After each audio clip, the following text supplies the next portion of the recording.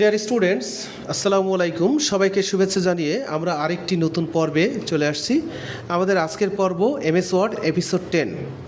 MS Word episode 10-এ আমরা যে কাজগুলো দেখব সেগুলো হচ্ছে how to switch among different files and folders, how to uninstall file software app, how to change date and time, how to seek computer configuration, how to clean computer, how to change theme, how to get on-screen keyboard, how to get on-screen calculator, how to create a folder, how to shut down computer by keyboard, how to rename file and folder. তাহলে আমরা যেই কমান্ডগুলো এখানে দেখতে পাচ্ছি সেই কমান্ডগুলো আমরা এখন করব। তো তার মধ্যে প্রথমে যে কমান্ডটা আমরা লিখেছি how to switch among different files and folders, এই কাজটা অলরেডি আমরা করেছি। এই কাজটা আমরা আগের ভিডিওতে দেখেছি। তো এই কাজটা করে হচ্ছে মূলত অল্টার ট্যাব দিয়ে, এইভাবে অল্টার ট্যাব দিয়ে অথবা উইন্ডোজ বাটন ট্যাব, কিবোর্ডের উইন্ডোজ বাটন ট্যাব দিলেও এই কাজটা করা যায়। এরপরে আসি how to uninstall file software app. কোনো অ্যাপসের পুরো নাম হলো অ্যাপ্লিকেশন। কোনো অ্যাপ্লিকেশন বা সফটওয়্যার যদি আমি ইনস্টল করি, ইনস্টল করার পরে সেটাকে যদি আমার দরকার না পড়ে তাহলে আনইনস্টল করে দিতে পারি। স্টার্টে যেতে হবে, তারপরে এখানে সেটিংয়ে যেতে হবে। সেটিংয়ে যে এখানে অ্যাপসে ক্লিক করতে হবে। অ্যাপসে ক্লিক করার পরে এখানে ইনস্টলড অ্যাপস, এটাই ক্লিক করতে হবে। আমার যে সফটওয়্যারগুলো ইনস্টল করা আছে সেগুলো এখানে সব কিছু সিরিয়ালি দেখা যাচ্ছে। এই যে আমি অভ্রর উপরে ক্লিক করলাম অথবা অভ্রর এই কোনায় ক্লিক করলাম, ক্লিক করে আনইনস্টল দিলে এই সফটওয়্যারটা আনইনস্টল হয়ে যাবে। তাহলে এই হচ্ছে আমার সফটওয়্যার আনইনস্টল করা। আচ্ছা, এরপরে আমরা আসি how to change date and time. কীভাবে ডেট টাইম চেঞ্জ করব? যদি আমি আমার কম্পিউটারে ডেট টাইম চেঞ্জ করতে চাই, এখানে এসে রাইট বাটন ক্লিক করে অ্যাডজাস্ট ডেট অ্যান্ড টাইম, এইখানে আমাদের ডেট টাইমের যে অপশনগুলো আছে টাইম অ্যান্ড ল্যাঙ্গুয়েজ, এটাই যাব, ডেট টাইমে যাব। ডেট টাইমে যাওয়ার পরে এখানে আমরা সেট টাইম জোন অটোমেটিক্যালি দিয়ে দেবো, সেট দ্য টাইম অটোমেটিক্যালি দিয়ে দেবো, হয়ে যাবে। আচ্ছা, এরপরে আমরা আসি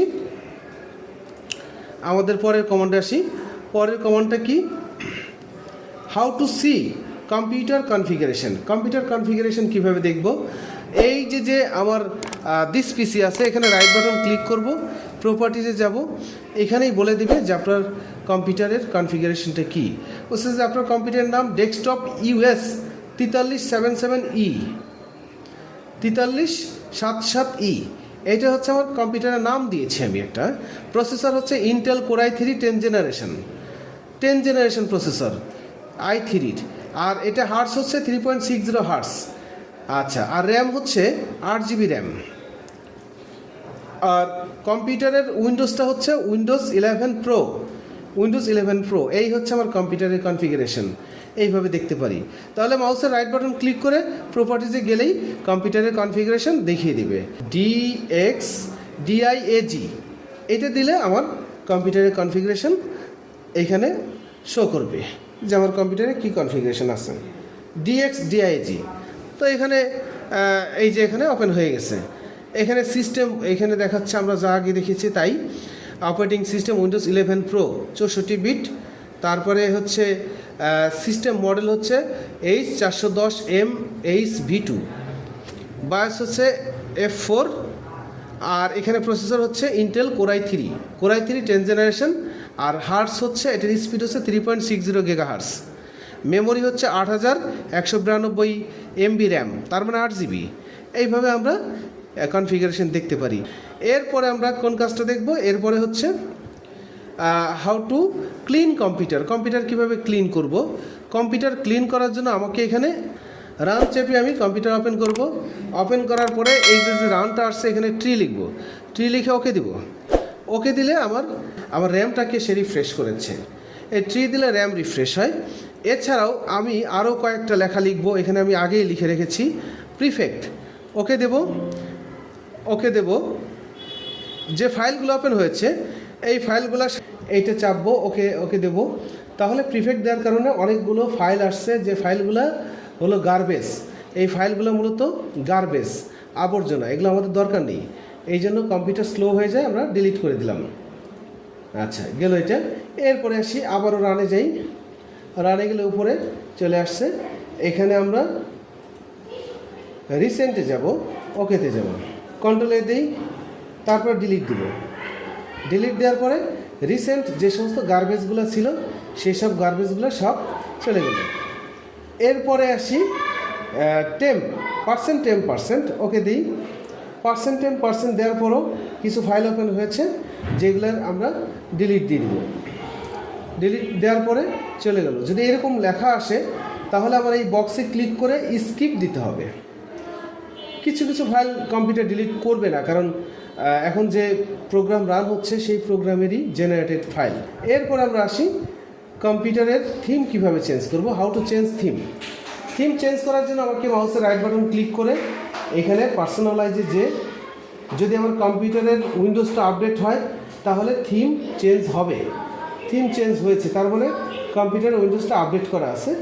এখান থেকে আমরা আপডেট থাকলে চেঞ্জ হবে, না থাকলে চেঞ্জ হবে না, এই হলো ব্যাপার। যাক, তাহলে থিম চেঞ্জ করেছি। এরপরে আমরা আসি how to get on screen keyboard. Suppose আমার কম্পিউটারের কিবোর্ডটা নষ্ট হয়ে গেছে, কিবোর্ডটা কোনোভাবে কাজ করছে না, সেক্ষেত্রে আমি বা কিবোর্ডের কিছু বাটন কাজ করছে না, সেক্ষেত্রে আমি যদি কোনো রকমে ওএসকে লিখতে পারি তাহলে আমার কিবোর্ড চলে আসবে। কিন্তু একদমই যদি কিবোর্ড না থাকে তাহলে কি করব, স্টার্টে ক্লিক করব, সেটিংয়ে যাব। সেটিংয়ে যাওয়ার পরে এইখানে আমার কিছু অপশন রয়েছে, অ্যাক্সেসিবিলিটি আছে, অ্যাক্সেসিবিলিটিতে যাই। এখানে আমরা দেখি এইখানে হলো কিবোর্ড। তো এইভাবে কিবোর্ড ওপেন করার পরে তারপরে অন স্ক্রিন কিবোর্ড, এই যে এখানে অন স্ক্রিন কিবোর্ড চলে আসছে, এইটা আমরা অন করে দিলে আমার অন স্ক্রিন কিবোর্ড অন হবে। এরপরে আসি কিভাবে ক্যালকুলেটর আনা দেখব, how to get on screen calculator. On screen calculator আনার জন্য আমাকে যে কাজটি করতে হবে সেটা হলো এখানে ক্যাল লিখলেই হবে, CAL, এই ক্যালকুলেটর চলে আসছে। এইভাবে আমরা ক্যালকুলেটর আনতে পারি। এরপরে আমাদের কি কাজ, এরপরে হচ্ছে how to create a folder. Folder তৈরি করার জন্য আমরা এখানে দেখা গেল কারো নামে ফোল্ডার খুলব, নিয়ে যাব, ফোল্ডারে যাব, এখানে লিখলাম বাংলাদেশ লিখে এন্টার দেব, এন্টার দিয়ে ওপেন করলাম। এইভাবে আমরা ফোল্ডারের ভিতরে আমরা অনেক ফাইল টাইল বা অন্যান্য জিনিস রাখতে পারি। এই হলো বিষয়, এইভাবে ফোল্ডার তৈরি করতে পারি।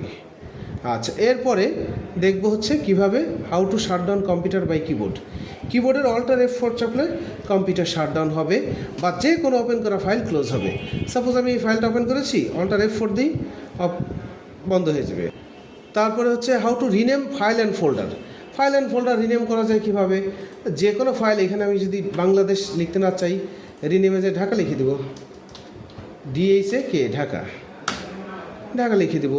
এখানে এই যে একটা MS ওয়ার্ডের ফাইল আছে, এখানে রাইট বাটন ক্লিক করে যে এটা রিনেমে ক্লিক করব, এইখানে আমি ফরিদপুর লিখে দিই, ফরিদপুর। এইভাবে আমি যে কোনো ফাইল অ্যান্ড ফোল্ডারকে রিনেম করতে পারি, এটাকে টেনে এটার মধ্যে রাখতে পারি। তাহলে আমি আমার এই 10 নম্বর এপিসোডের কাজগুলো দেখলাম। তো আরও গুরুত্বপূর্ণ কাজ নিয়ে, লেসন নিয়ে আমরা আগামী পর্বে আসবো ইনশাল্লাহ। সেই পর্যন্ত সবাই ভালো থেকো, সুখে থেকো, আল্লাহ হাফেজ।